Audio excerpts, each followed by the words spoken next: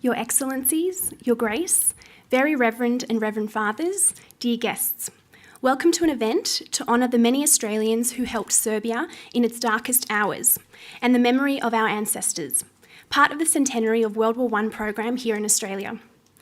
We are privileged to be joined here today by many descendants of these Australian men and women, including those who fought as allies alongside the Serbian army on the Salonika front, and those who served as doctors, nurses, and other medical volunteers, easing the suffering of many Serbian soldiers and civilians. A number of Australians received royal decorations from Serbia during and after the war, recognising their bravery and gallant and distinguished service. And we have rare examples of some of these medals they received here today.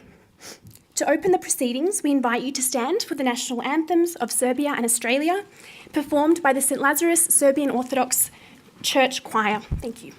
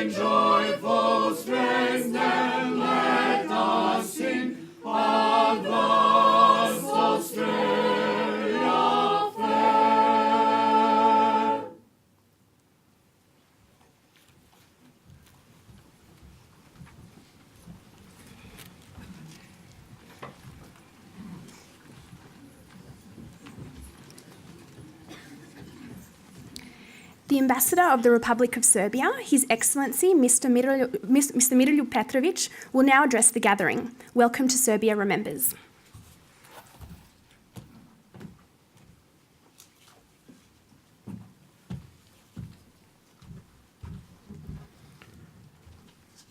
I would like to begin by acknowledging the traditional custodians on the land where we are meeting on, the Nanaval people, and pay my respect to elders past and present.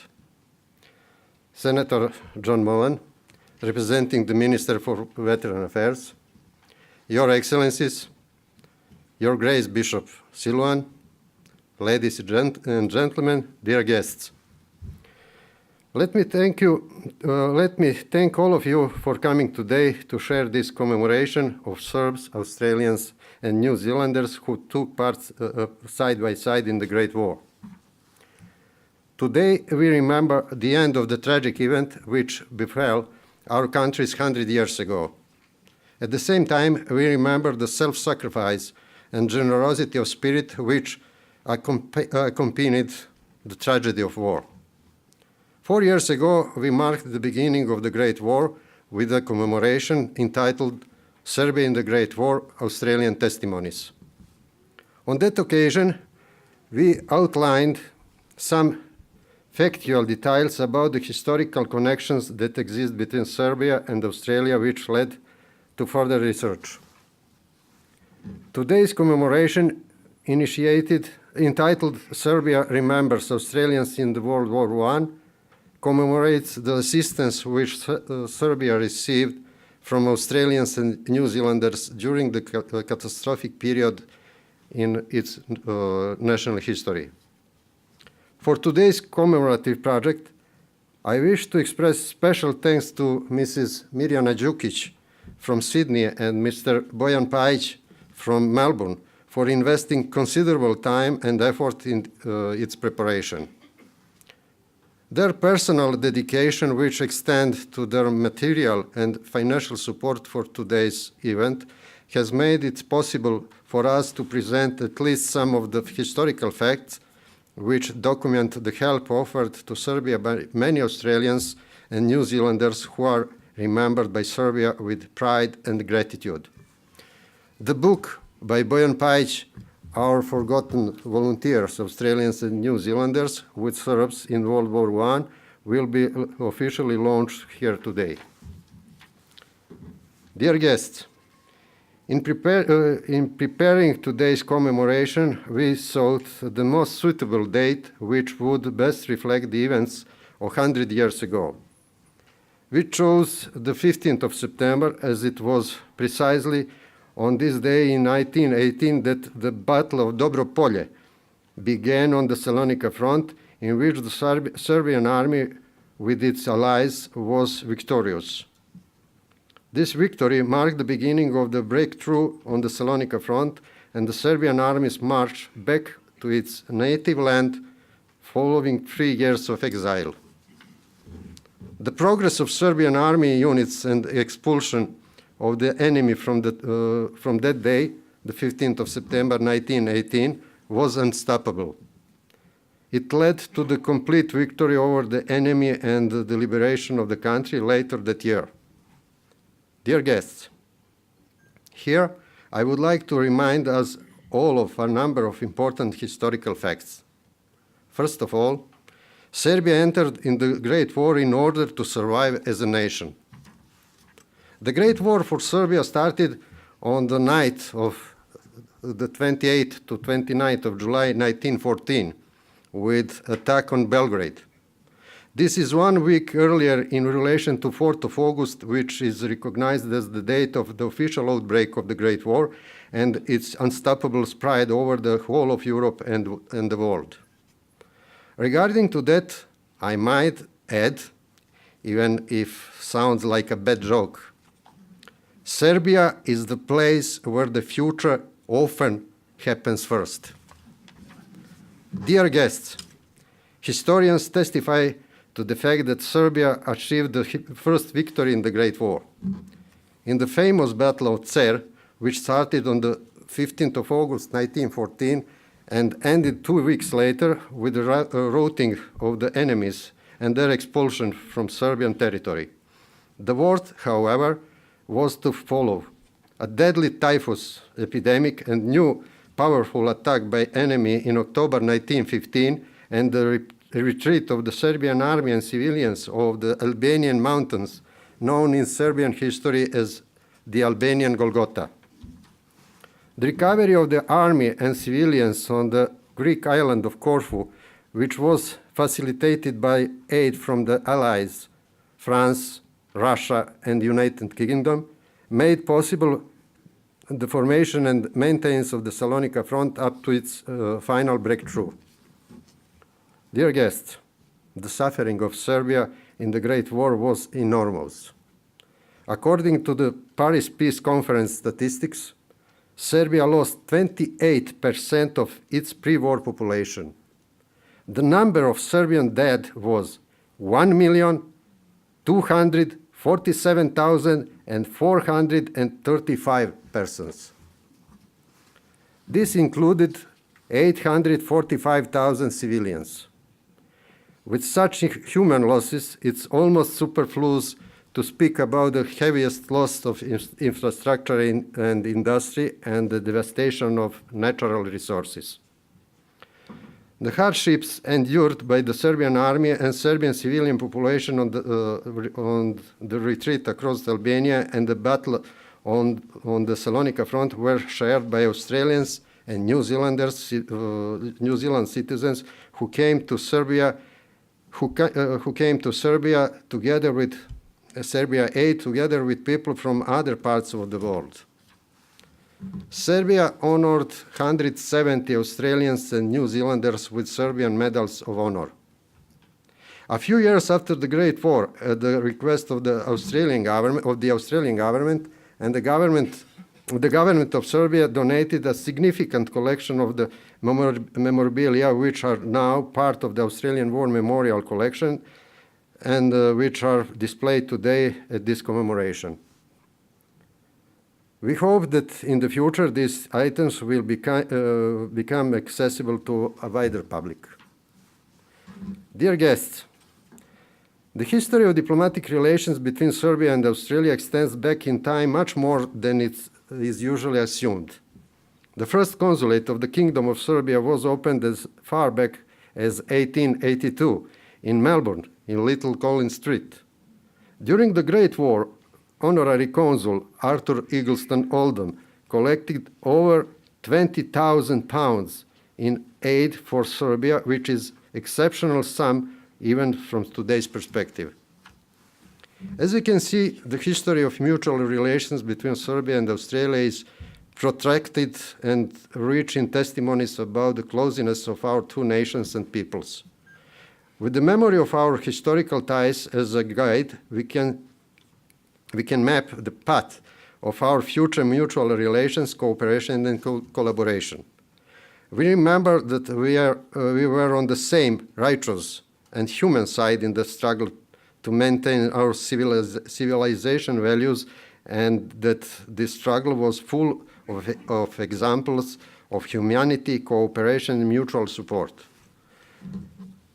Let me also remember today the proclamation of Woodrow Wilson, President of the United States, who decreed that on the 28th of July, 1918, on the 4th anniversary of the beginning of the Great War, the Serbian flag should fly from the White House and from all US government buildings. With this rare and symbolic gesture, America paid homage to Serbia's effort and sacrifice in the Great War. In the declaration published on that day, we can read the following, quote, "While their territory has been devastated and their homes despoiled, the spirit of Serbian people has not been broken. Though overwhelmed by superior forces, their love of freedom remains unabated. Brutal force has left unaffected their firm determination to sacrifice everything for liberty and independence." The end of quote. Dear guests, while I'll stand here before you as the representative of Serbia, I wish to express my deepest gratitude to descendants and relatives of those who were part of the unforgettable history of Serbia, and to thank you in piety and humility for the assistance rendered by your forebears. They were great men and women who proved their mettle at a difficult time when it was necessary. Allow me a few sentences in Serbian.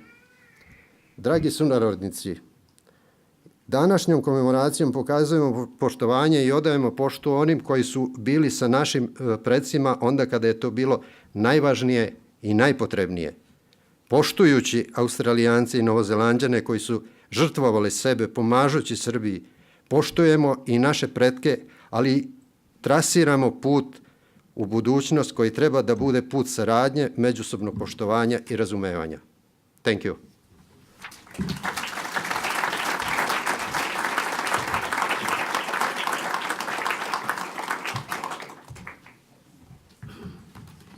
Dear guests, please welcome the Senator for New South Wales, Jim Molan, representing the Minister for Veterans Affairs, Minister for Defence Personnel, and Minister assisting the Prime Minister for the centenary of Anzac.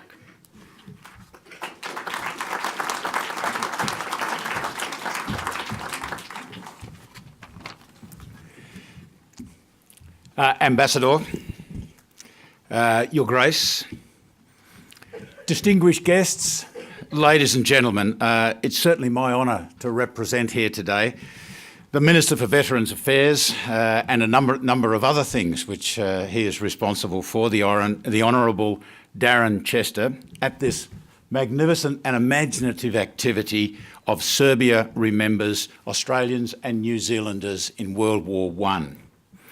And how inspiring it is to see our magnificent choir over there.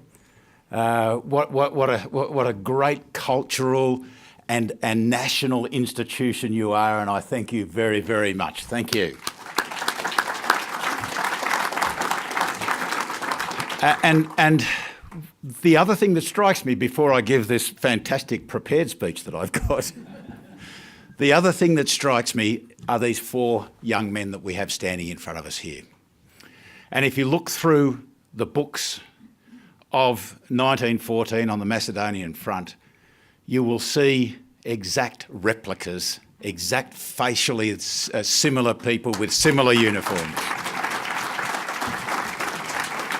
And how evocative it really is, because we know that the world is a strange and a dangerous place.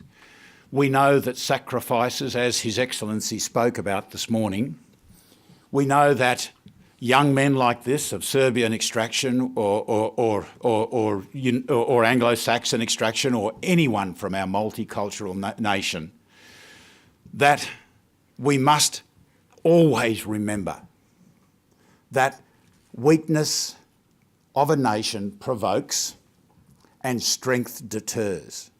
And anything that we in Australia do at a time of increasing uncertainty, strategic uncertainty, if it's one thing that this nation must do with all its peoples, all its background and all its strength, is to be a strong nation, is to be a determined nation. This nation, unlike Serbia and many other countries, has had a magnificent 100 years plus of existence. We're not an old nation, we're a young nation. But what we will do now, and what we will do in the next decade or so, will set this nation up for the next 100 years. I suspect, Ambassador, that one of the reasons why, and Your Grace and Fathers, one of the reasons why you have a community in this country is because this is a magnificent country and your community has contributed greatly to it.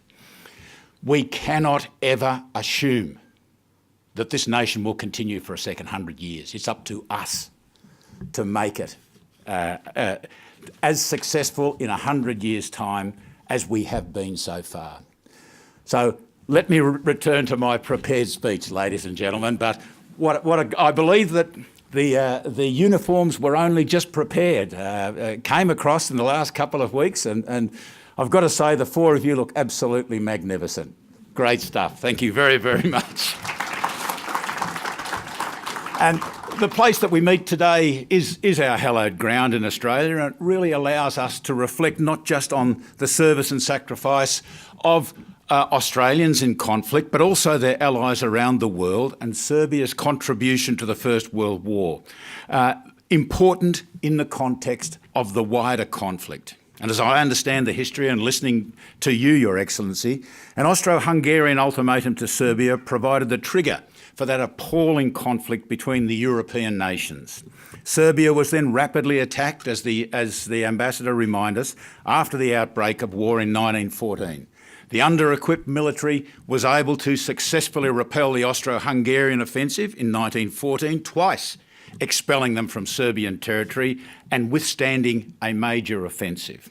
Serbia fell in 1915 following a combined offensive from Austro-Hungarian, Bulgarian and German troops, which overwhelmed the courageous Serbian army. It's in this context, really, that Allied support was delivered to the Serbs. While the Australian Imperial Forces themselves did not serve in Serbia or on what was referred to as the Macedonian front, there is still a legacy of Australians assisting Serbian forces during the war, and that's what we're here today to celebrate. Some 450 Australian men and women are believed to have provided medical care to Serbian forces ahead of an Austro-Hungarian offensive in 1916.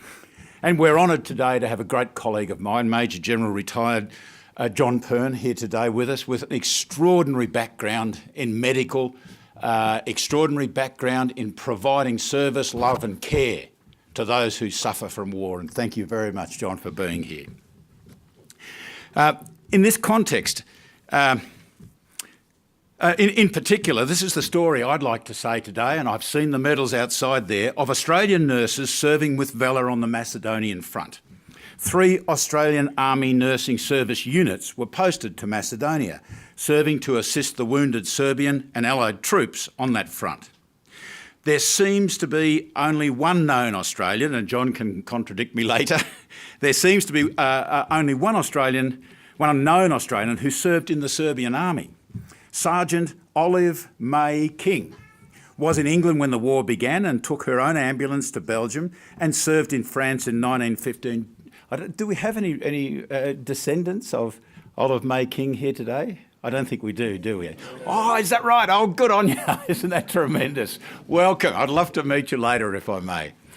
That Sergeant King's hospital was sent to Serbia to help out, but withdrew alongside Serbian forces back to Greece. She then enlisted in the Serbian army as an ambulance driver, driving over debris-strewn roads, sleeping beside her vehicle and undertaking her own mechanical work when needed. She also established a string of canteens to help displaced Serbian families and soldiers, for which she was awarded the Order of St Sava, 3rd class, the Obilic Medal for Bravery, the Zealous Conduct Medal and the Cross of Mercy. Sergeant King's medals, we all saw them as we walked in, are on display outside in the Reg Saunders Gallery today. In remembering the contribution of Sergeant King and Australian nurses, we must reflect on the tragedy that the First World War inflicted on Serbia. As the ambassador reminded us, it's estimated that more than 1 million Serbians died during the war, including the destruction of most of the Serbian army and a terrible typhus epidemic that the ambassador spoke about. This represented almost 1 in 4 people in Serbia, a national disaster the likes of which has rarely been seen throughout history. As we reflect during the preparation for November the 11th, for our preparations, and a century since the guns fell silent across Europe, let us not just consider the contribution and valour of Australians, but of all people impacted by the tragedy of war, including Serbia. Thank you very much.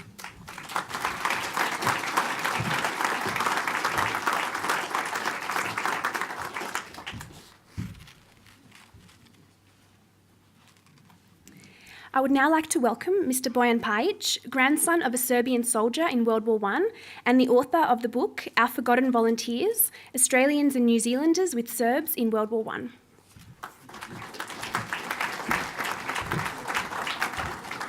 Thank you, Tiana. A few years ago, I started researching the service of my grandfather and great-uncle with the Serbian Army in World War I. But after my friend Richard Cook, who is here today, told me that his grandmother had served as a nursing sister in Serbia in 1915, I started to search for any other Australians and New Zealanders that may have served in Serbia or alongside the Serbian Army on the so-called Salonika or Macedonian front in 1915-1918. Well, to my continuing surprise, we have to date identified some 1,500 Australian and New Zealanders who were involved.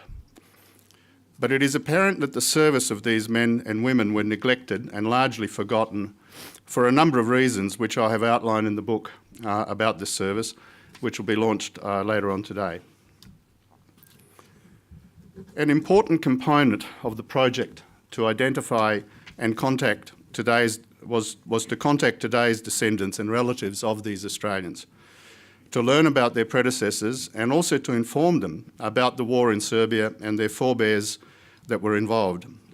Today, with the help of the Genealogical Society of Victoria, and in particular Yvonne Izat, who is not here with us today, a volunteer researcher, we have identified over 200 descendants and are in touch with over 120. Of course, many could not come all the way to Canberra today, but 118 relatives of World War I forebears are in the audience today, and I would like to now identify them by naming their forebears from World War I.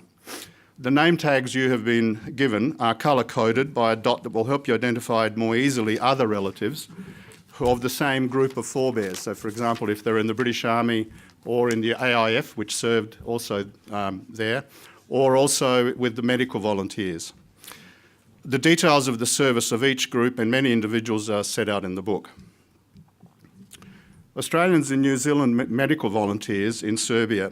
We have in the audience today, in alphabetical order, the relatives of Millie Allender, Blair Donaldson, Ethel Gillingham, and Charles and Laura Hope from Adelaide. Australians who participated in the Battle of Costarina, which was inside Serbia, and the Australians were the following, whose descendants are here today: Bruce McMaster, Niall Malarkey, Edward Ramage, and Thomas Willis. Members of the Scottish Women's Hospitals and Serbian Relief Fund hospitals in Salonika, Corsica and Serbia: Agnes Bennett, Mary de Garis, Miles Franklin, the author, Edith McKay, and Nell Malone. Australians with British forces on the Salonika front and hospital ships. We have today here amongst us the descendants of Frank Debenham, Johnston Houston, Francis Looney, Jesse Lowick, and Mervyn Minter, who was a pilot in the British Royal Flying Corps in Salonika.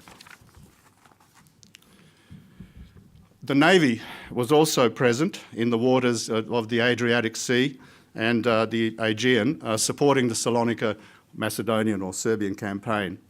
And we have today here the descendants of Clarence Bridge, who was a lieutenant in the Royal Australian Navy, Raymond O'Donnell and Reuben Wallace. And we have a photo there of HMAS Parramatta, one of the 6 Australian torpedo boat destroyers who were on service for 2 years there. The Serbian Army, we have the descendants today of Frank Darvenica, who volunteered from Australia to join a unit recruited by the Australian Army for the Serbian Army. And we have Olive King, who's already been mentioned, who is the only Australian to actually join the Serbian Army and as an ambulance driver. And my grandfather and great uncle, Lazar Stefanovic and Dragomir Profirovic, who were officers in the Serbian Army in World War I. We also have today the descendants of humanitarian fundraisers and donators who helped Serbia in World War I.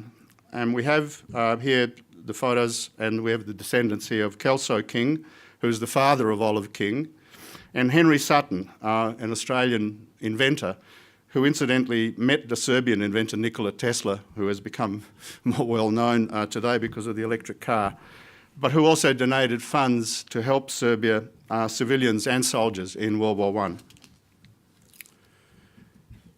During the war and after the war, Serbia and Montenegro decorated Australian medical volunteers, but also Australian soldiers for bravery and for distinguished conduct. Some of the first bravery medals issued after Gallipoli were in fact Serbian medals for bravery. And we have today with us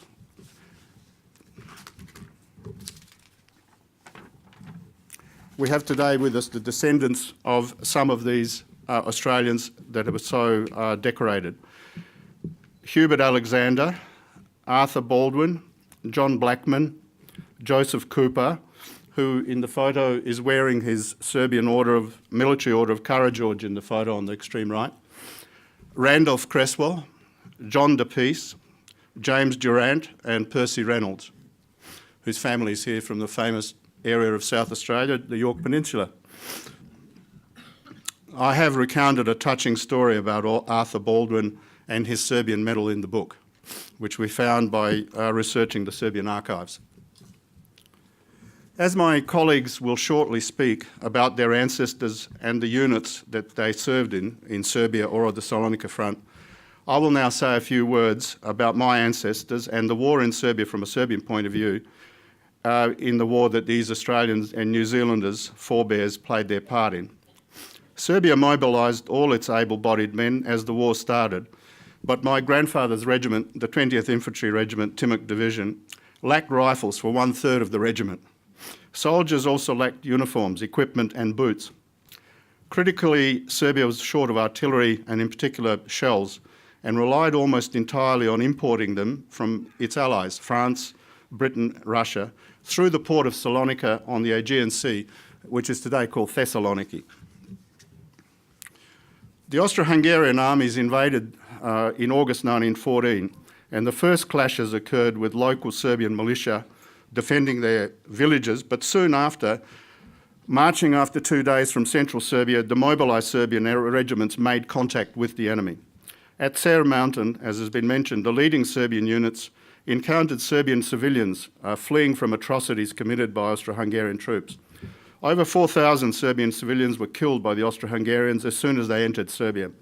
Over 20,000 civilians were killed later under enemy occupation, 1915 to 1918, and 40,000 Serbian civilians were taken away and put into concentration camps in Austria-Hungary, Germany, and in Bulgaria, many never to return.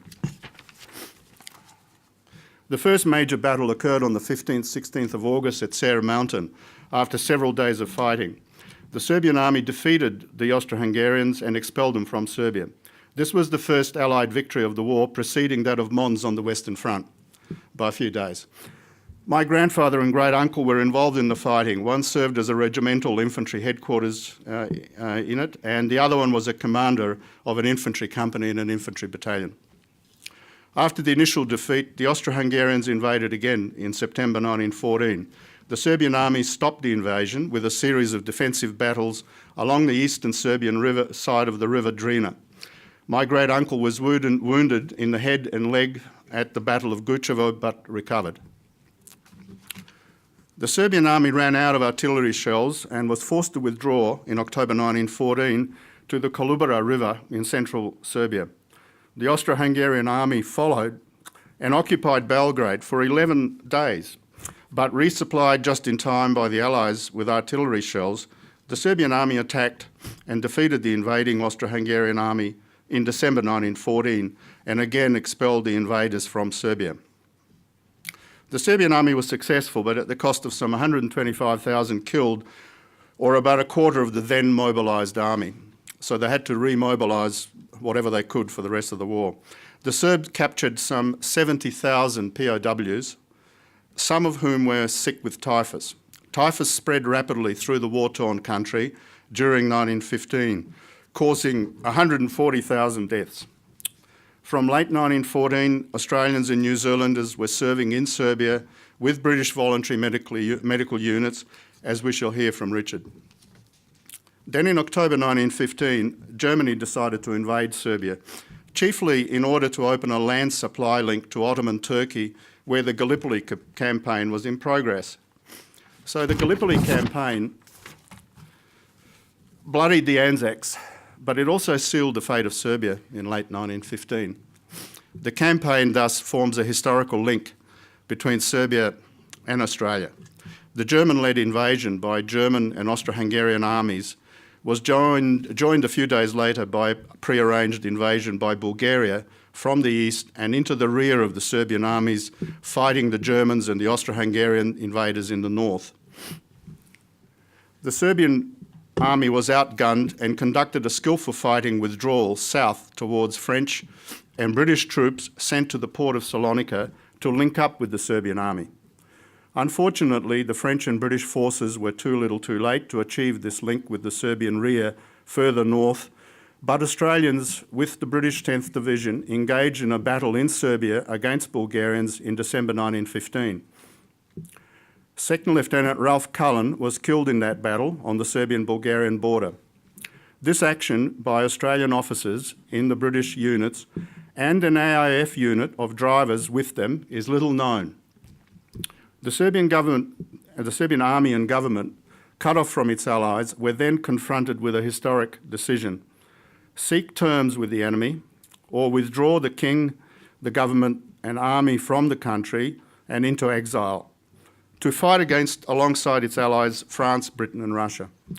The decision was made to withdraw rather than surrender through the so-called accursed mountains of Montenegro and Albania in the middle of winter to the Adriatic seashore and to Allied ships that were waiting for them. Some Australians went on the withdrawal, and an account of their experience is in the book. I have traced the movement of my predecessors' units, my grandfather in blue and my great uncle in brown. It is quite moving to see where they just walked, let alone that they fought.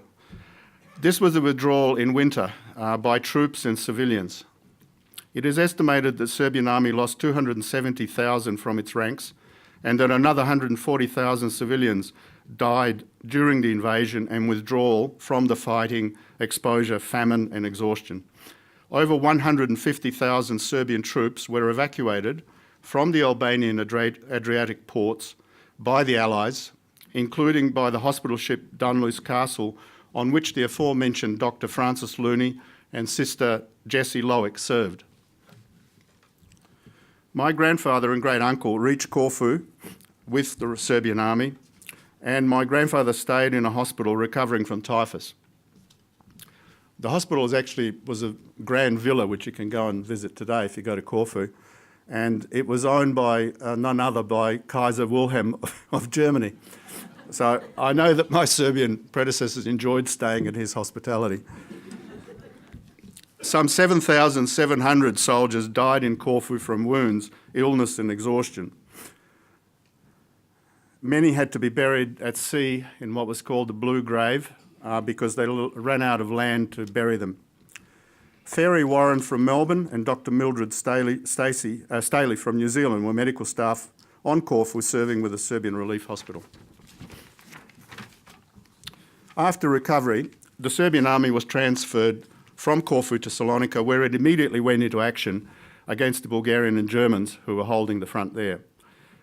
It won the major battles with the allies of France and Britain, the battles of Gorničevo, Kajmakčalan, and liberated the then Serbian town of Monastir, now called Bitola, in Macedonia in late 1916.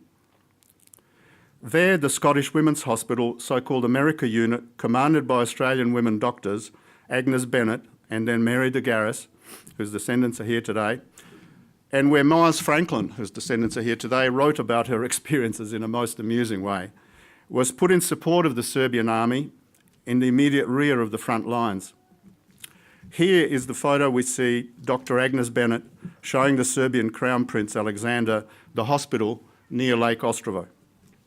Some 380 Australian Army nurses arrived in Salonika in 1917, as did 6 Australian torpedo boat destroyers with about 400 crew, including Lieutenant Bridges, Able Seaman O'Donnell and Wallace that we mentioned.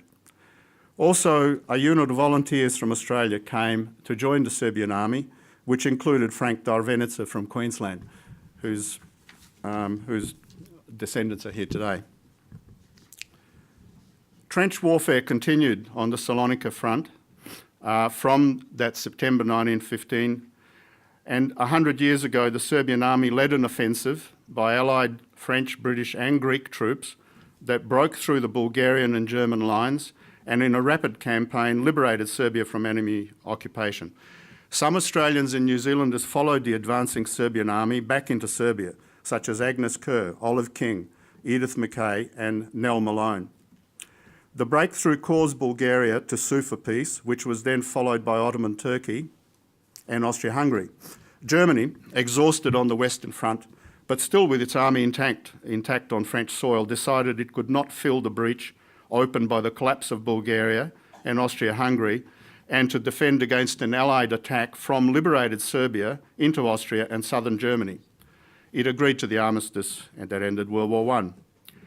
But the neglected Serbian and Salonika front and 1,500 largely forgotten Australian and New Zealanders that served there are the ones that we remember today and that we think and know contributed significantly to that victory. Thank you.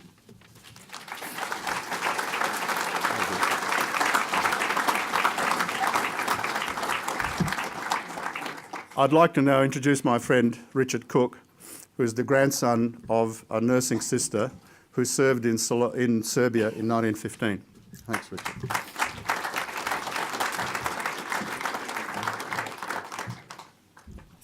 Thank you, Bojan, and good afternoon, everybody. Or should I say, Dobar dan.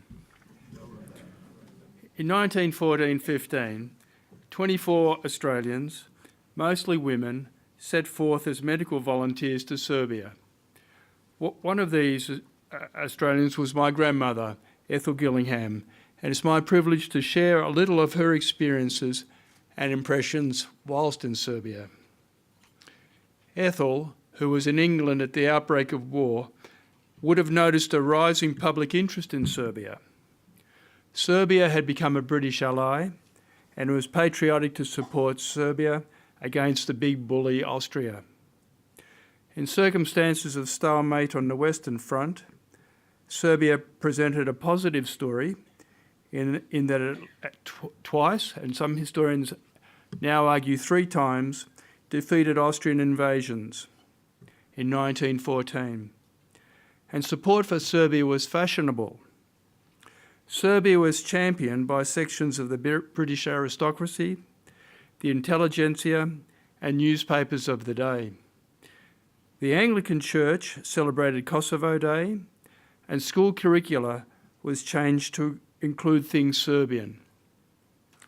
So, when the Serbian Red Cross launched an international appeal for medical assistance following the outbreak of a typhus epidemic in the winter of 1914-15, England, along with other countries, rallied. Medical teams were formed and headed off to Serbia. Some of these groups included feminist, female doctors unable to serve with their male colleagues in the British Army.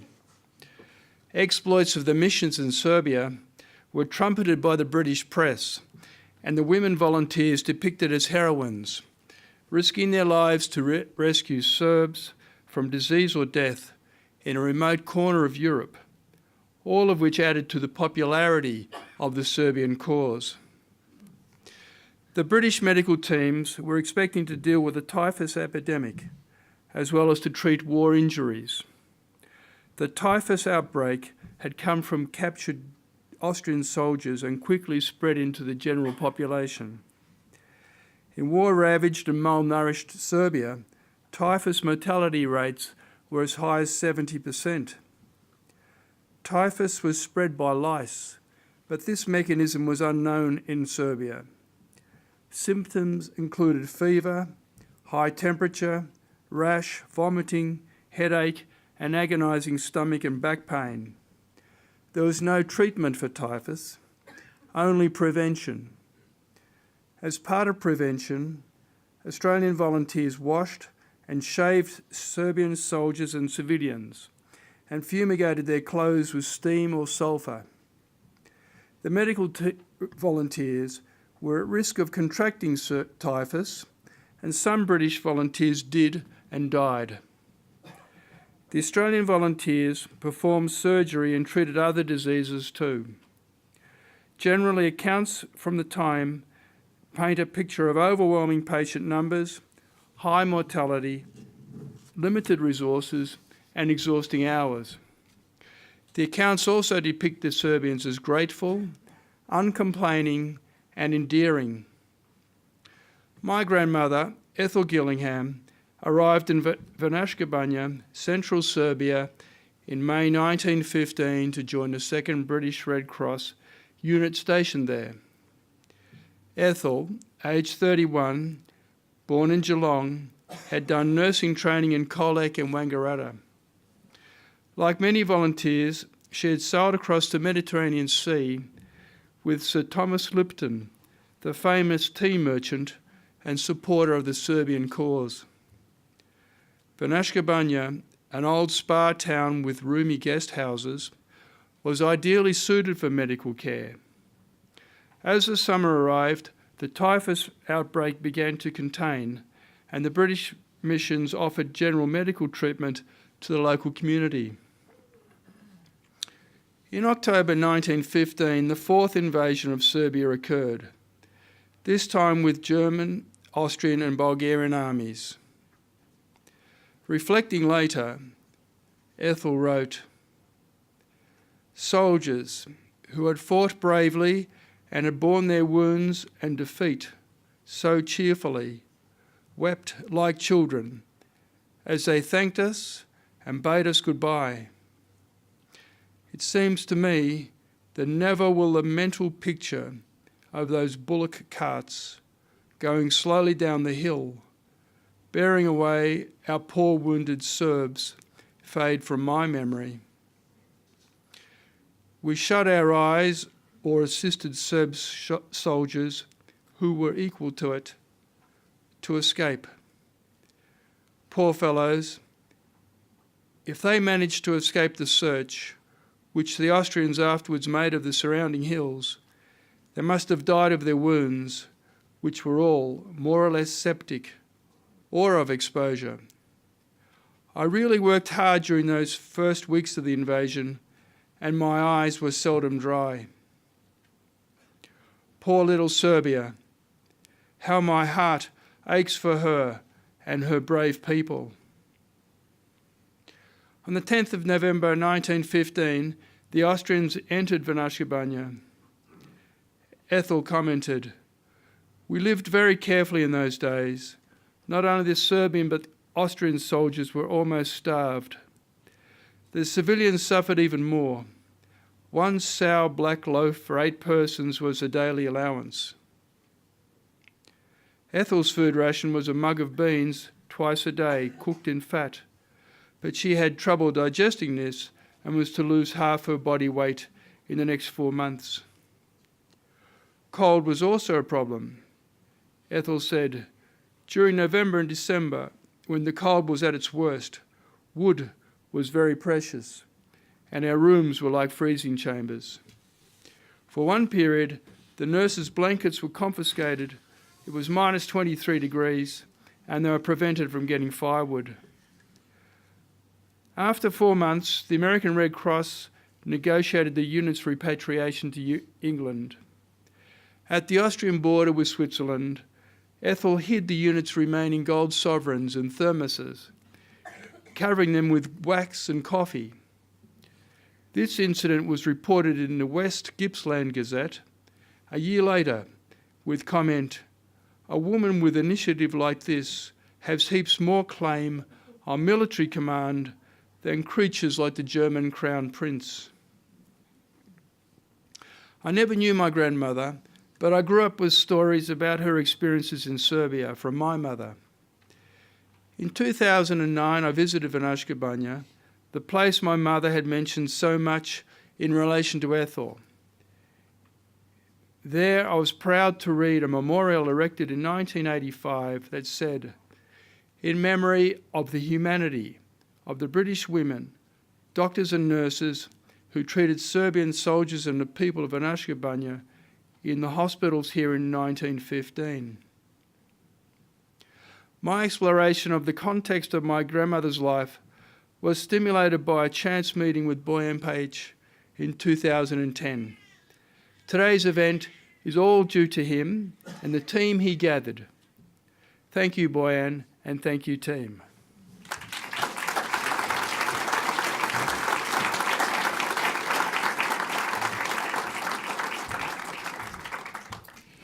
We are privileged to have with us Major General Professor John Pern from the School of Medicine, University of Queensland, to deliver the principal address of today's event, The Oak and the Wattle, Australians with Serbs in World War I. Ladies and gentlemen, Professor John Pern.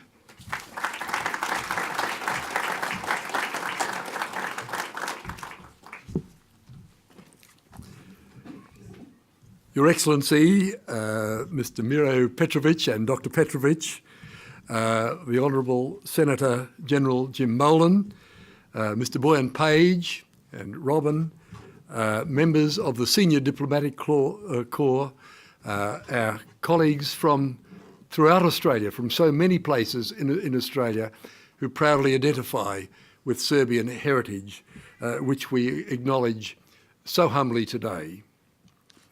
On this centenary occasion, we come together to acknowledge the courage and the service of those who've served in one of the most tragic conflicts in history, and to acknowledge the role played by Australians in one part of that terrible war on the Eastern Front.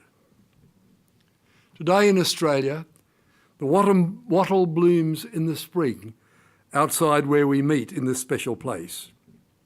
And today in Serbia, The national tree, the oak, stands tall and enduring, as do its citizens. Australians were enjoined also with Serbian colleagues in those campaigns of 100 years ago, in Serbia itself, in evacuation hospitals elsewhere, on Royal Australian Navy ships in the Adriatic and in the Mediterranean, and through humanitarian aid and their services in many places. More than 1,500 Australians and New Zealanders have been identified by our wonderful scholars who've put together this program today. 1,500 Australian and New Zealanders who served in Serbia in World War I. This number included more than 170 Australian soldiers serving in British forces on the Salonika front, together with more than 32 Australian doctors and nurses and more than 100 AIF soldiers who served in Serbia itself. Some Australians served as volunteers in the Serbian army, including, as we've heard, one unique Australian woman ambulance driver with descendants here today who joined herself the Serbian army. In 1917 and in 1918, Serbia acknowledged the service of those Australian men and women who volunteered and travelled across the world, almost all of them at their own expense, and who served under conditions, as we've seen and heard, of appalling hardship. Some 141 of those Australians were decorated with one or more of the 9 Serbian Orders of Chivalry. When war broke out,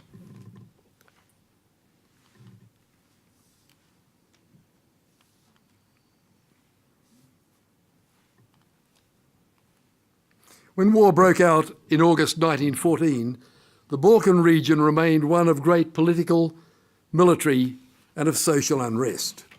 The two Balkan wars of 1912 and 1913 had driven out the Ottomans, but had not established stability. The Austrian-Hungarian Empire was expanding by aggression, as was Germany to the west. The Bulgars to the east remained belligerent, but the Western nations, particularly the United Kingdom, France, and indeed Germany also, had major commercial interests, or these nations coveted interests, in the huge oil reserves in Persia, particularly here to the east in northern Mesopotamia. It was an era when ships were changing from coal-fired motive power to oil-fired burning, and free access through the Dardanelles to the Black Sea was regarded as a trade route of crucial importance. And after war was declared, of course, in August 1914, finally, Turkey sided with the Axis powers and potentially blocked Western access to those oil fields in the Middle East.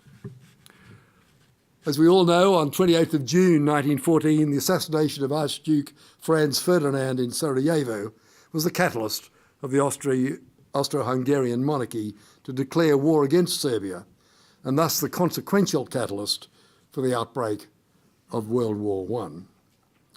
Over the ensuing 2 years, there was massive loss of life in Serbia, and just in the first few months, these statistics show the endurance of those in that deadly outbreak of war. As we've heard, the massive typhus epidemic of those first 9 months of the war killed more than 140,000 soldiers and civilians. And very sadly, more than 40,000 school-age boys and young teenagers who had followed the Serbian army, boys 5 and 10 years younger than our wonderful representatives standing before us here today, also died, some 36,000 of them from hunger and exposure. These awful statistics of war mask the individual human stories of what every soldier knows. And here is a picture of one of those boys following the army, cradled with protection against the cold and exposure by a Serbian soldier in that awful campaign, fighting in sub-zero conditions without adequate equipment, food or shelter. Every soldier, such as this, knows the personal conflicting emotions, courage yet fear, exhilaration yet pain, triumphant moments yet ones of great and profound depression, pride sometimes combined with guilt, and adventure sometimes combined with passivity and a feeling of helplessness. These statistics of war belie the individual stories of courage and service and of sacrifice. In late 1914, at the outbreak of World War I, Australia was essentially an Anglo-Saxon society, and census figures of the day showed in the total population of Australia, which was 4.4 million in 1914, that this was the makeup of the Australian population. But within those figures, we know that there were subgroups, and we know that many individuals who on the census forms identified themselves as Australian-born or of UK-born and New Zealand-born, of course, proudly at that stage were of Serbian ancestry. In spite of these ethnic or cultural backgrounds, Australians, both individually and certainly collectively as a nation, had demonstrated even before federation the characteristic of responding with courage to reports of aggression or atrocities elsewhere. On the Western Front, for example, when Germany invaded Belgium in 1914, there was a spontaneous outpouring of civilian revulsion and then support, and our federal government immediately contributed £1 million to the Belgian Relief Fund. And as news of the suffering on this Eastern Front became widespread, there was a huge response by Australian civilians contributing voluntary subscriptions for the relief and suffering consequent upon the war. More than a dozen patriotic funds were established in Australia by voluntary subscription, as we can see here. And when we have a look at the relative contribution of Australians identifying with Serbian and Belgian ancestry, one can see the disproportionate outpouring of support by Serbian Australians to the relief of those of their compatriots across the world. In addition to this pragmatic financial response, there was a call to arms, not only by older adolescents and men enlisting in the AIF, but a desire on the part of many professional women to serve on active service on operational deployment. Now, women doctors, for example, were denied the privilege of serving in the Australian Defence Force in that era. In fact, women doctors were not commissioned in the Australian Army Medical Corps until 1940, and then only with honorary rank. And in the British Army, it was not until 1962 that women doctors were given permanent commissions in the British Army. In 1914, to enable women to serve on operational service in extended medical and healthcare roles, a visionary Tasmanian, hearing of these dreadful circumstances, an Indian-born Tasmanian young woman, later working in New Zealand, went and a suffragette, graduated in medicine as a standard bearer for the rights of women's access to the professional disciplines, particularly those of medicine. She was Dr. Elsie Maud Inglis, and in 1914, at the outbreak of war, she was the honorary secretary of the Scottish Federation of Women's Suffragette Societies, based in Edinburgh. With fellow suffragettes and other women of wisdom, the Scottish Women's Hospitals contributed very significantly to the Allied war effort. In 1918, there were 14 fully equipped hospitals. This is the cover of the official history of the Scottish Women's Hospitals, and the Latin reads, as you can see there directly. Don't treat me with impunity. If you do, you will be punished. In colloquial terms, these women, fiercely suffragettes, defending their rights, that motto is translated as, "Don't mess with me." One of these 14 hospitals, funded by voluntary philanthropy, particularly from the United States of America, was called the American Unit. And exactly 100 years after that unit was formed, Serbia issued these wonderful postage stamps honouring Dr. Inglis and many of the other women who served in Serbia on that occasion. And after the war, the wonderful Serbian sculptor Ivan Mitrovic donated this beautiful sculpture of Dr. Inglis for her service in Serbia from Australia and New Zealand. And it stands today in the Edinburgh Art Gallery in a place of great honour. And it's a place where many of us, when seeing that, reflect on the service of all those volunteers who went to the aid of Serbia now 100 years ago. Australian doctors and nurses who served in Serbia served in many different appointments, as we can see here. The American unit, which served in Serbia, initially at Salonika, was linked with the 3rd Serbian Army. And the unit comprised, all women, of course, 60 women, 5 doctors, 20 nurses, 14 dressers, 10 orderlies, ambulance drivers, cooks and others. Some of those are represented in their successors who are here today. And this is one, I've just chosen one of those hundreds of women who served with the Scottish Women's Hospitals throughout many parts of Europe and particularly on the Eastern Front. Let me briefly tell you the story of but 2 Australian women who served, whose lives are in some ways cognate with that of my own. They were Lillian Violet Cooper, surgeon and paediatrician of my own hospital in Brisbane, and her lifelong partner, Miss Mary Josephine Bedford. I was privileged to edit and publish this account of their lives, written by my late colleague, Professor Leslie Williams. Lillian Violet Cooper was born in Chatham in Kent, the daughter of a captain in the Royal Marine Light Infantry. But as was the custom of middle-class girls in those days, she was born in 1861, she was taught at home by a governess, and her education was directed towards learning the accomplishments needed to establish a happy and a successful home.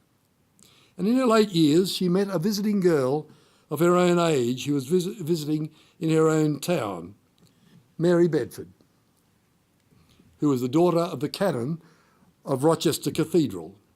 And these two remained devoted, lifelong companions. Both Lillian Violet Cooper and Miss Mary Josephine Bedford both manifested great resolve and independence.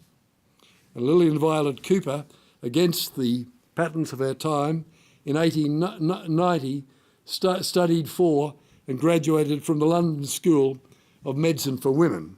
And she then passed the examinations for the licentiate of the Royal College of Physicians and Surgeons of both Edinburgh and Glasgow. Lillian Violet Cooper and Mary Bedford, these two, emigrated to Brisbane, arriving on the 29th of May, 1891. And Dr. Cooper established her medical practice at the Mansions in George Street in what today is central Brisbane. In 1896, she was appointed as the outpatient physician to the Hospital for Sick Children, my own hospital in Brisbane. But proudly, that appointment was the first woman doctor ever to be appointed to an appointment to a public hospital in Australia. Such was the prejudice against women serving in those roles in that era. But she was a skilled surgeon and a generalist and a wonderful paediatrician. In 1914, she applied to serve in the First World War as a military surgeon, but she was rejected, of course, for military service. And she, together with her partner, Miss Bedford, travelled to London, and they enlisted with that Scottish Women's Hospital, and they were posted to the American unit on the Eastern Front. They arrived in Salonika on the 13th of August 1916, and on the 5th of September 1916, the Serbian Director of Medical Services sent them on to Ostrovo, 90 kilometres from Salonika. This is Miss Bedford, here at the time when she went to Serbia, and here they are together. They were an item, as they say, in Brisbane. Dr. Cooper here and Miss Bedford here. They lived together in central Brisbane, were often seen in these traps. And it was this pair reading about the atrocities and then the subsequent plight of the Allies in Serbia, enlisted and joined the Women's Hospital and then went to serve overseas. So this is Ostrovo, and these are some photographs from Lillian Violet Cooper's own photographic record of the day. The hospital there was a well-equipped one. It was 200 beds, a tented hospital with an operating theatre and one of the new X-ray units. X-rays had only been discovered exactly 19 years before this time, and the X-ray units consisted of a massive series of batteries in series charging up those primitive X-ray machines. But there was a pathology laboratory there, crucially important, as we've heard, because of the tragedies of the massive typhus epidemic that struck Serbia at that time. At this post, Dr. Cooper performed thousands of wound dressings and attention to the sick and injured. She performed, under these circumstances, 144 surgical operations, many of them amputations. Only 16 of her patients died, an astounding positive statistic in an era prior not only to the discovery of antibiotics much later in 1940, but this was also 17 years before the discovery of the first of the chemotherapeutic agents, the sulfonamides. In 1916, Dr. Cooper and Miss Bedford were posted to establish a forward dressing station in parallel with other dressing stations manifested by under the Serbian army itself. This is a cachelet, one of the methods of transportation, and the chain of evacuation involved a wounded soldier being transported by this means or on the back or on a handheld stretcher to the forward dressing station, where Lillian Violet Cooper, and I use her example as that of many scores of other Australian women who served under those advanced dressing stations. And it was there that they did the first life-saving surgery, and it was there that Miss Bedford, Dr. Cooper's companion, who was head of the 12 ambulance unit based there as well, would take them back then for further definitive care further in the rear. This was the terrain under which those forward evacuations of wounded Serbs were taken, and they were brought by hand over this incredible terrain to those forward dressing stations where they received their first care, such as this. One can see under tents this primitive life-saving attention which was first given. And this very human photo shows Dr. Cooper with Miss Bedford cleaning their shoes outside their domestic tent where they lived at Ostrovo. They were then directed by the Serbian medical force to go to further afield to establish a new forward dressing station at Dobrovino, which is shown here, where they established another 40-bed surgical unit. And in April 1917, the couple were again posted to establish a further frontline dressing station, very close now to the front line, at Skosavir on the Zerna River. And this is a picture of that dressing station, again just a very candid handheld shot of Dr. Cooper and Miss Bedford. And here is the hospital on the Zerna River, as we can see there. One can see the appalling terrain under which the surviving wounded would be brought for care there. Well, their legacy, of course, is in the written records, in the research conducted by Bojan and other medical and military historians today, in some monuments, but very much in the spirit of this centenary acknowledgement of their service, in which we're all privileged to be enjoined today. Lillian Violet Cooper and Miss Bedford were both awarded the Order of St Sava, and this is Lillian Violet Cooper's decoration, now held in the Anglican Church of St Mary's as one of the proud artefacts of that service in Brisbane. So, colleagues, to conclude, at this time, when in one sense we celebrate the end of one of the most tragic wars in history, we reflect on those events on that Eastern Front. Wise societies today learn from history, and an acknowledgement of the causes and the consequences of those Serbian campaigns hopefully will lead enlightened societies of today to continue our efforts to ensure a more enlightened future and perhaps a better world. Thank you all.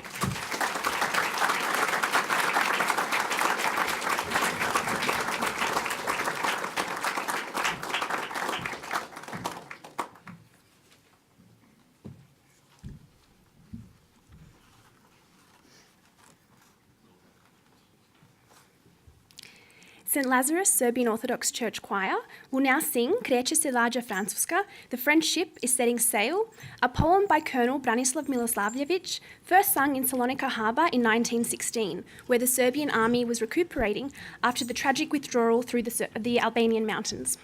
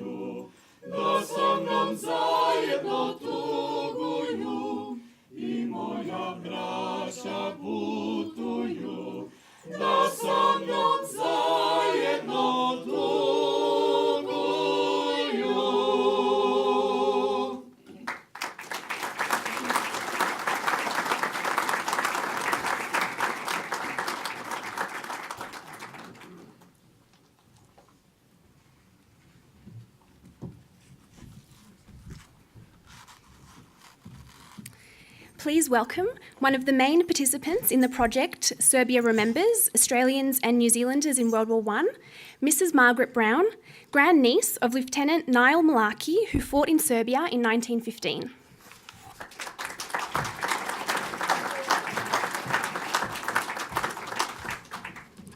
Good afternoon, everyone.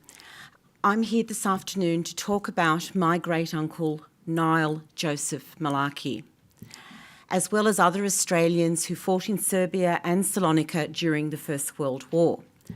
When I first found out that my great-uncle had fought in Serbia, I thought for sure he must have been the only Australian there. How wrong was I? As we've heard, there in fact were hundreds of Australians who fought and served in Serbia and Salonika during the First World War. These included at least 134 Australian men attached to British units as soldiers, doctors and pilots. Another 52 men from the 22nd and the 24th Battalions of the Australian Imperial Force were there in 1916 for a couple of months. They were supported by an Australian veterinary officer and his personal batman. Another 61 Australian men from the Australian Remount arrived in 1916. There were 6 Australian torpedo-class destroyers patrolling the Mediterranean and the Adriatic seas, as well as over 300 Australian nurses from the Australian Army Nursing Corps who arrived in 1917. Now, some of these men were already overseas when war broke out, and they were travelling or studying and enlisted in England.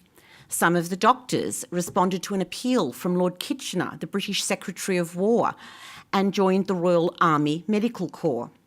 Others, like my great-uncle, were already in the Australian Army and transferred across to British units when they received imperial commissions in the British Army.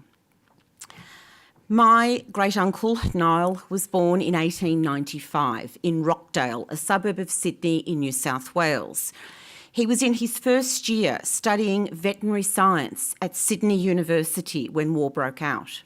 He enlisted immediately in August of 1914 as a private in the 1st Battalion, Australian Imperial Force, and with them was sent to Egypt with the 1st contingent. At the time, he told his brother that the reason why he enlisted was that he got caught up in the excitement, the enthusiasm and the spirit of adventure. Once Niall got to Egypt, he was selected for officer training and became a 2nd lieutenant.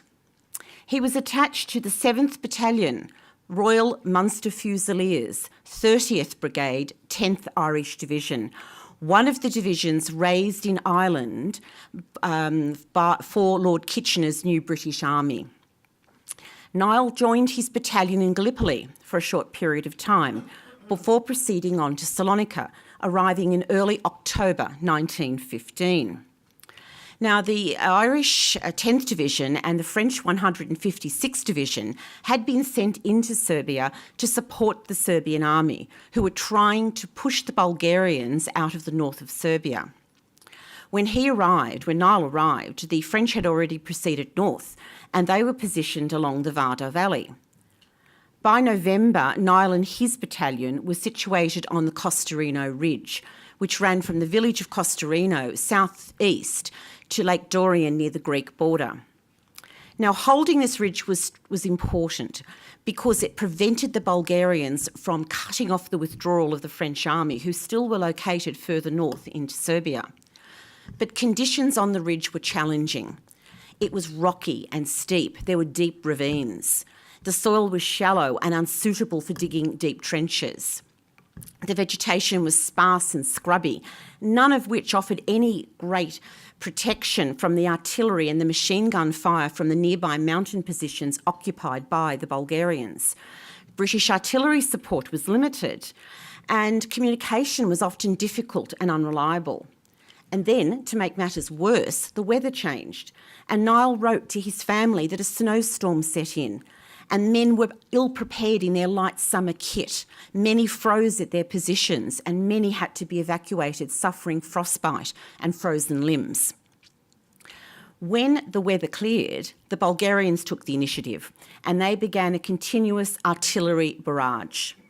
On December the 6th, they attacked and succeeded in gaining a stronghold on Rocky Peak, a strategically important position less than a kilometre forward of where the British were located. Although they were pushed back, it was during this fighting that 2nd Lieutenant Ralph Neville Cullen, an Australian fighting with the Royal Irish Fusiliers, was killed. The very next day, the Bulgarians attacked again, this time in overwhelming numbers, and Niall, as the machine gun officer, was in the thick of the fighting. The British decided to retire from the ridge, and Niall and his battalion were one of the last to leave in the withdrawal back to Greece. By the 20th of December, the British and the French armies were back in Salonika. And Niall wrote to his family that he never wished to go through such a horrible time again. He was 20 years of age. The British remained in Salonika for the rest of the war, and the Australians there remained with their units and continued fighting into 1916 and then right up until 1918. When Niall first arrived in Salonika in October of 1915, another group of Australians arrived at the same time to support the British Army. These were the drivers of the 22nd and the 24th Battalions, part of the 6th Brigade Australian Imperial Force. These drivers had been on their way to Gallipoli and were diverted to Salonika. Men such as Francis Greenway, Edward Ramage and mates Thomas Willis and Robert Wigger were among the 51 men under the command of Captain William Merriman True of the 24th Battalion. Now, when they arrived, their duty, took the donkeys, the horses and the mules up into the mountains with the supplies. They were also in charge of looking after the wounded, evacuating the wounded, guarding the prisoners and the general care of the animals. In this, they were assisted by an Australian veterinary officer, Captain Arthur Dowling, and his batman, Farrier Arthur Wyndham of the 12th Australian Light Horse. When the armies retreated back to Salonika in December of 1915, all these Australians then returned to their original units in Egypt. But 12 months later, in August of 1916, another 60 Australians arrived under the command of Captain James Boy from the Australian Remount. They arrived with a shipload of 600 mules. And although they were only in Salonika for about a week, it was the first time that any men from this unit had ever been sent overseas from Egypt with a shipload of the animals. In July and August of 1917, 300 Australian nurses arrived from the Australian Army Nursing Corps for service in British hospitals at places such as Hortiac and Calamaria. They were under the supervision of Principal Matron Jessie McHardy White. And they remained in the Balkans until the end of the war in 1918. There were also at least 40 Australian doctors attached to the Royal Army Medical Corps, doctors such as Johnston Eugston and Dr. Looney. Dr. Mark Gardner and Thomas Benbow Palmer were with the British Red Cross. Dr. James Donaldson was serving in a French hospital in Serbia, and Dr. John Leaney was with the New Zealanders. Now, all of these doctors and nurses and soldiers suffered through the cold, wet winters and the hot malarian-borne summers. Many became sick and had to be evacuated, and one of the nurses, Sister Gertrude Munro, died in October of 1918 from the effects of malaria. In fact, among the Australians who died in Serbia and Salonika were also 2 Australian pilots attached to the Royal Flying Corps. In March of 1917, Second Lieutenant Donald Glasson was shot down north of Salonika by a German aircraft, and then in June of 1918, Lieutenant Edmund Rennie was killed when his aircraft went into a spiral from about 300 feet and crashed to Earth. There were also 6 Australian torpedo-class destroyers patrolling the Mediterranean and the Adriatic Seas: HMAS Ewan, Parramatta, Yarra, Torrens, Swan and Warrago, with sailors such as Raymond O'Donnell, Reuben Wallace, Clarence Bridge, and Reginald Farmer. Their duties included monitoring shipping and submarine activity, as well as supplying ports such as Salonika with men and supplies. In fact, at one time, there were so many Australians in Salonika that old schoolmates were running into each other. Captain Jack Manning of the Royal Irish Fusiliers wrote home to his family in Sydney that he'd run into an old schoolmate from Sydney Grammar School, Captain Arthur Dowling, who was the vet. Now, some of these men and women served in other areas, such as France and England, Egypt and Palestine, and many returned safely home at the end of the war. But unfortunately, many did not, including my great-uncle, Niall Joseph Malarkey. Towards the end of 1916, he'd requested a transfer back to his original unit, the 1st Battalion, Australian Imperial Force. He joined them in France in October of 1916, and 1 month later, on the 5th of November, he was killed, leading his men in a futile night attack near Fleurs in France. Niall was 21 years of age and his body has never been recovered. In our family, my mother, Nyla, was named after him. My youngest son, David, has Niall as his second name. And coincidentally, my eldest son, Matthew, is studying veterinary science at Melbourne University. His legacy and his memory continues on to this day. And like all of these men and women, their service and their sacrifice is and never will be forgotten. Thank you.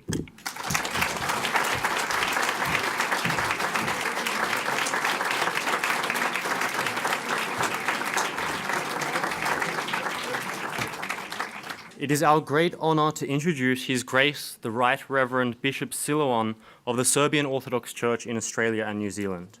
The St Lazarus Serbian Orthodox Church in Sydney and her Library Fund is one of the main organisers of this event with the blessings and support of His Grace. Ladies and gentlemen, the Serbian people in World War I and His Grace Bishop Silouan.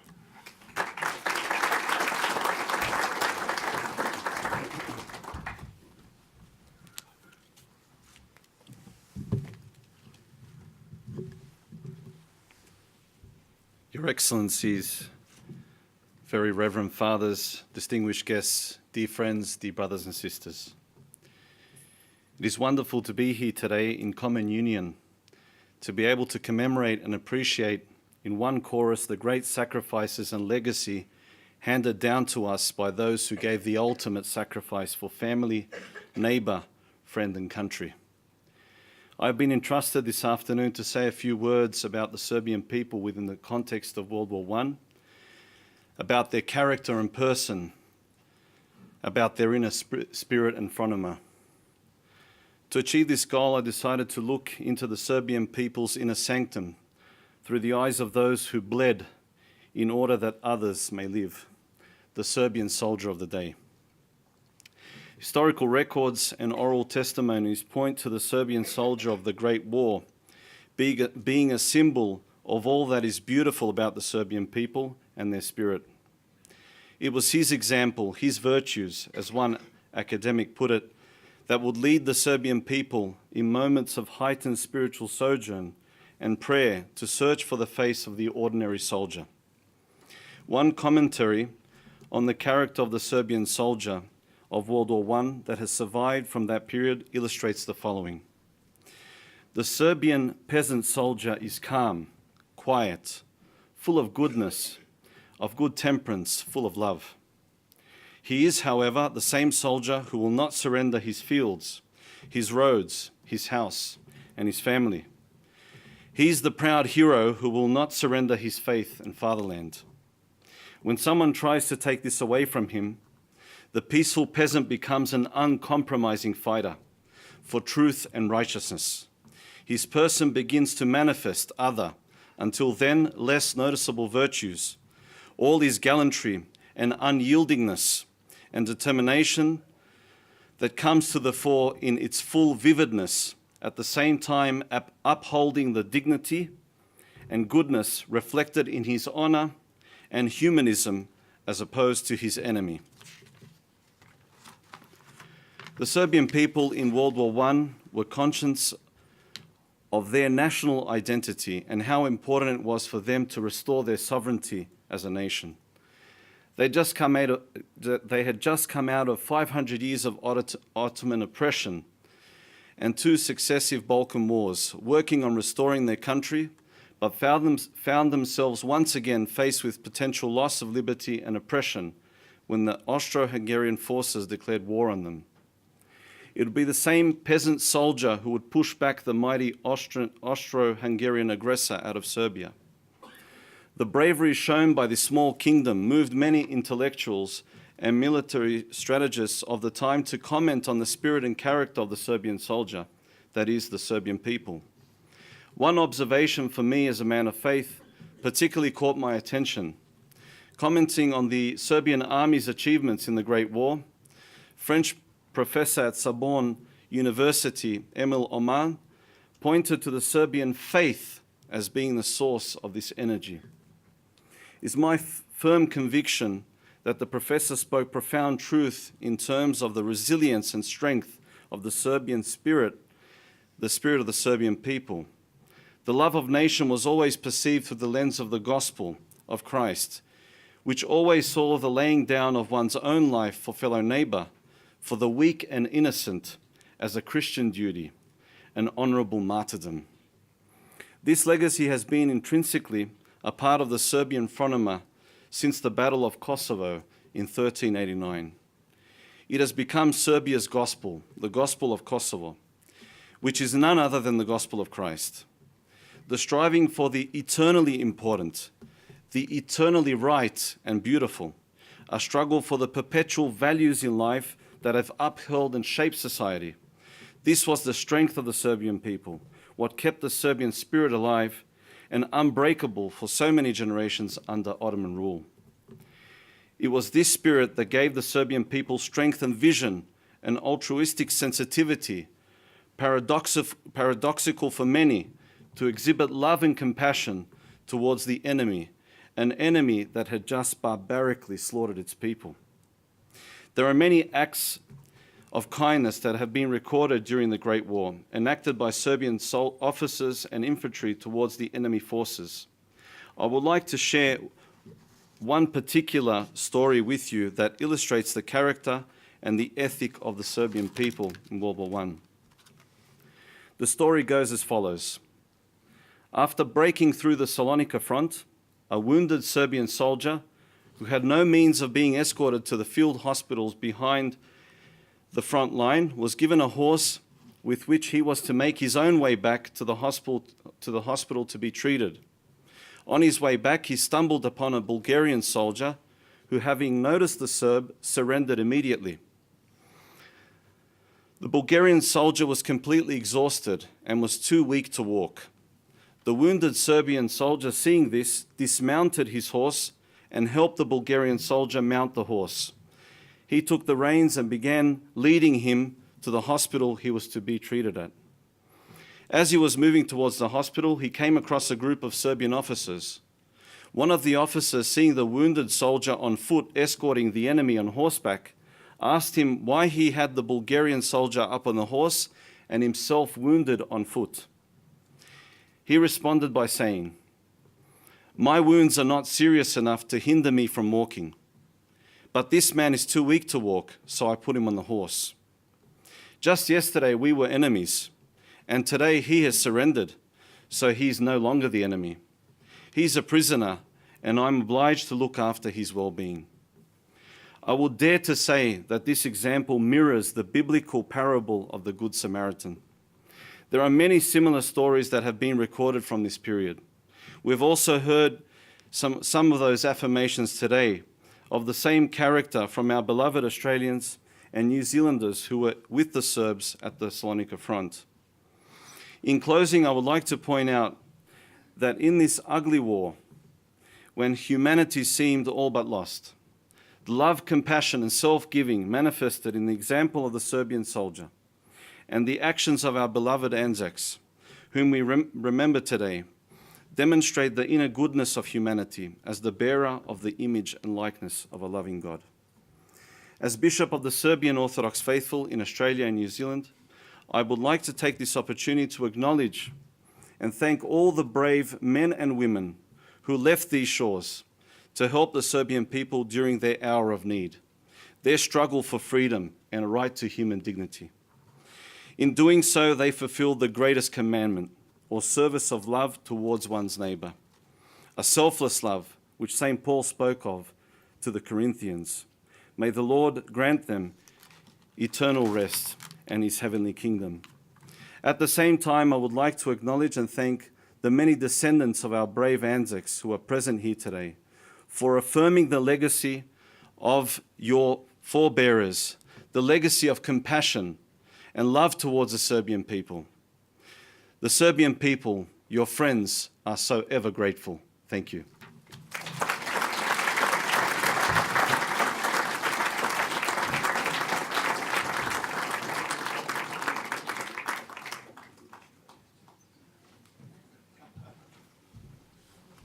Thank you, Your Grace. We are honoured to have here today Mrs. Kathy Hancock, grandniece of Dr. Mary de Garis, Chief Medical Officer of a volunteer hospital in support of the Serbian Army from 1916 to 1918. Please join me in welcoming her.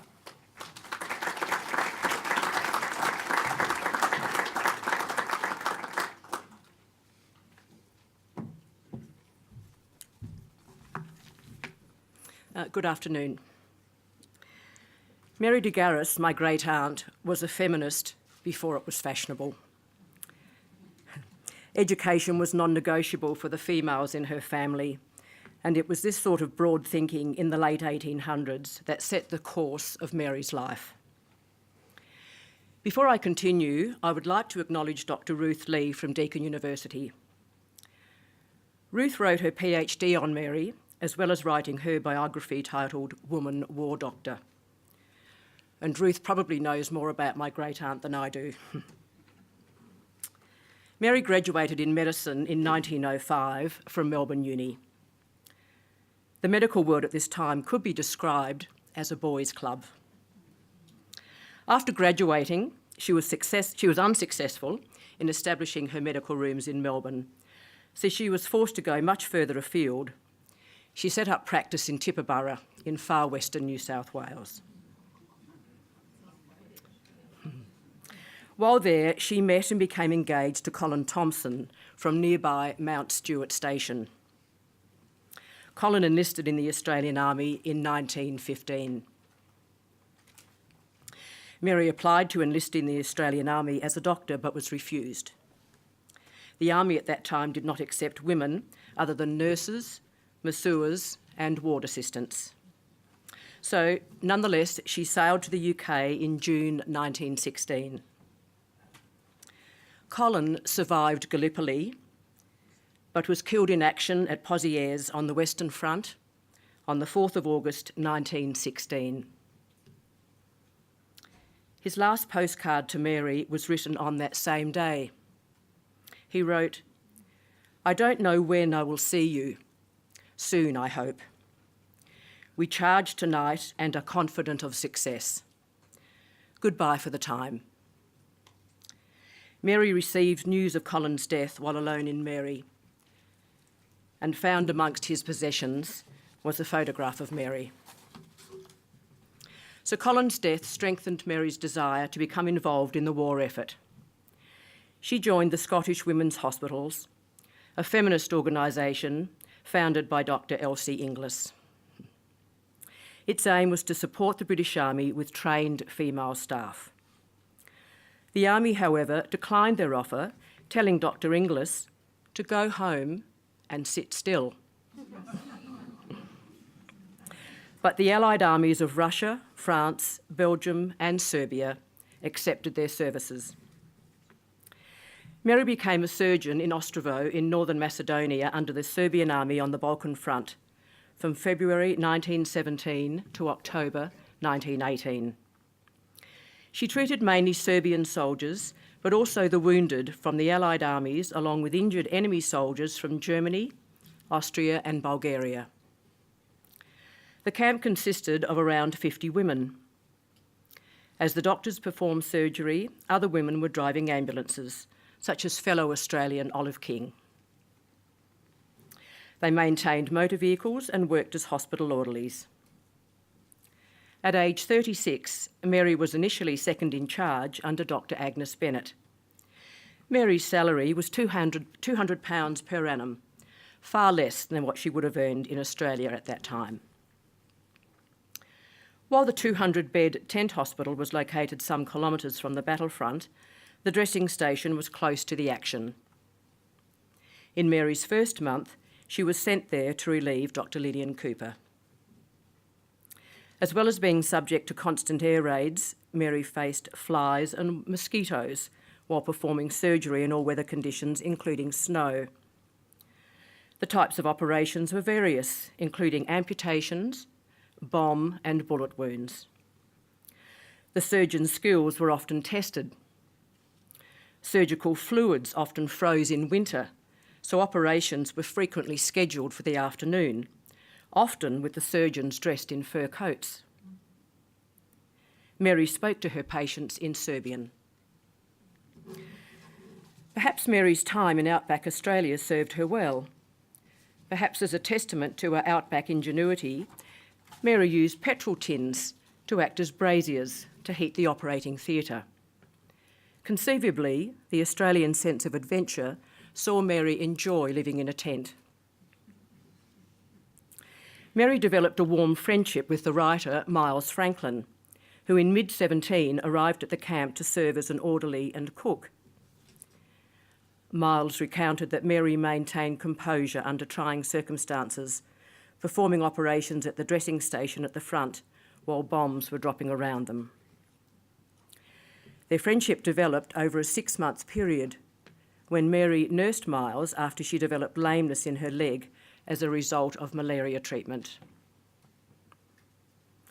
Miles wrote in her diary that she was miserable and Mary's kindness was much appreciated. In spite of the many difficulties in camp, both Mary and Miles recounted the cheerfulness that existed.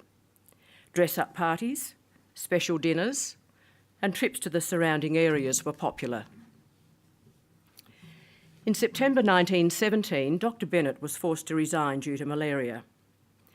Mary was appointed her successor, now being responsible for some 250 people. She was known as a tireless and energetic worker, which became evident on a winter's night in February 1918, when a severe storm swept through the camp, almost demolishing it. Tents collapsed, medical supplies were scattered and broken. Under Mary's direction, the camp was almost restored within 3 days. In June 1918, Mary's mother died unexpectedly in Guernsey. Unable to attend the funeral, there was little comfort at this time. Mary's war service was recognised by both the Serbian and British governments. She was awarded the Medal of St Sava Third Class by the Serbian government. For the rest of her life, however, Mary remained unrecognised by the Australian government for her war service. On her return home, Mary established a successful medical practice in Geelong from 1920 until 1958, when she retired at age 77. She was the city's first female obstetrician, and by 1938 had an outstanding record of 1,000 births without the loss of a single mother. And this was before antibiotics and blood transfusions were mainstream. She was small in stature and modest. At times, the nurses mistook her for the cleaner or a visitor. I met Mary only once when I was a child of 9. A bespectacled woman, I recall her warmth and hospitality, and I especially remember the fondness that my mother spoke of Mary.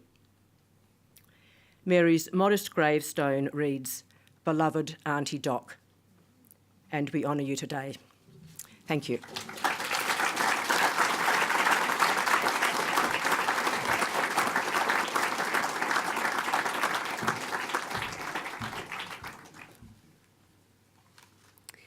To conclude this part of the commemoration, after which the program will continue in the adjoining Reg Saunders Gallery for afternoon tea, a book launch and presentation, and a viewing of displays and exhibitions, St Lazarus Serbian Orthodox Church Choir, with conductor Dragana Milanovic, will perform a folk song composed and sung on the Greek island of Corfu in 1916, a song of longing for home, Tamo Daleko.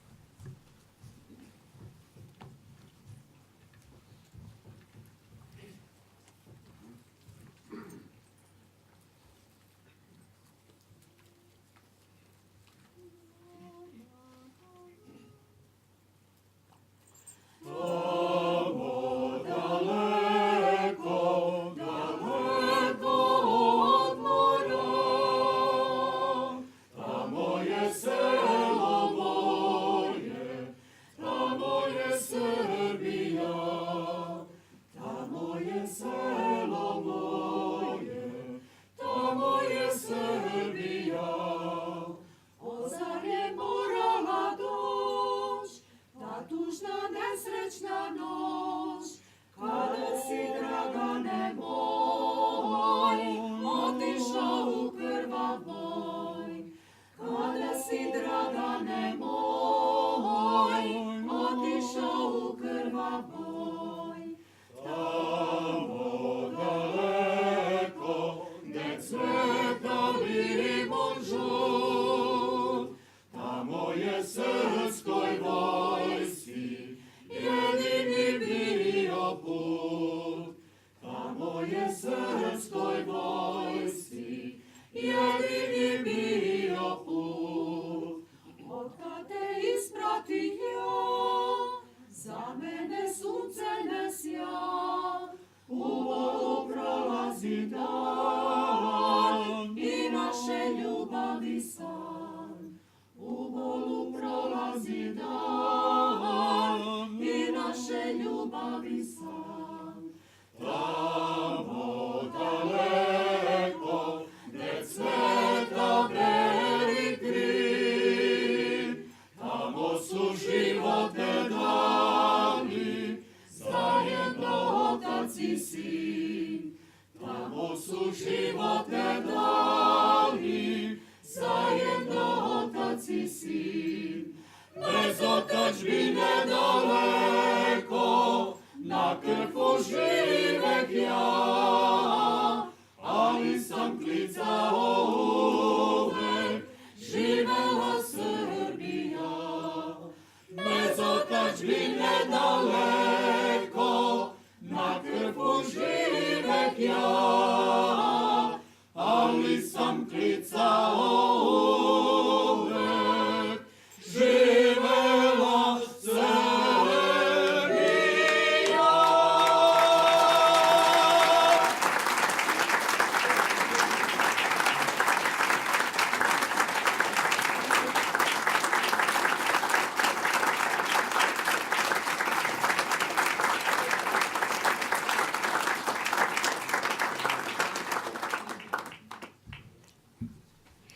We now invite you to join us in the adjoining Reg Saunders Gallery, where we already have a digital exhibition and display set up, and where after a brief afternoon tea break, there will be a book launch and introduction to the exhibitions.